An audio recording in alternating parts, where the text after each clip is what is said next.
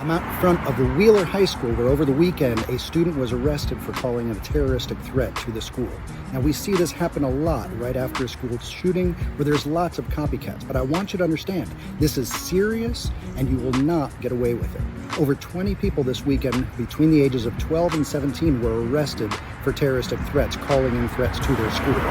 Even if you're not actually going to do it, it doesn't matter. It's still going to be a felony that you are charged with.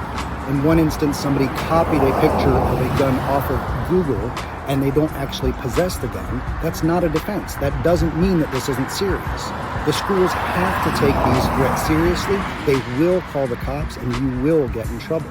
And if you think a VPN or some other method is going to keep you safe, the reality is that they can track down all of that information easily on your computer system. Now, what is a terroristic threat charge? That relates to any time that you threaten violence or harm against an individual or a school. So yes, being a bully, anytime that you online say that you're going to commit an act of violence, that is the charge of terroristic threats. And let me tell you another piece of bad news for our 17-year-old juniors or seniors. Here in Cobb County, here in the state of Georgia, you are treated as an adult in the criminal justice system once you reach 17. So don't think that this is just a juvenile matter. This is something that isn't going to affect my permanent record. If you're 17 years old and you engage in this behavior, you will be charged with a felony as an adult. So please share this with your friends and family. This is not a prank. This is not a joke.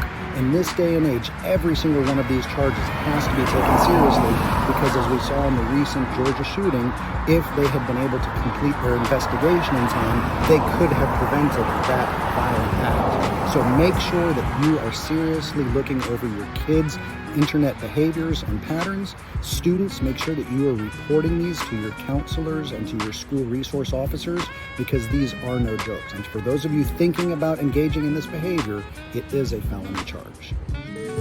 Your best friend on your worst day.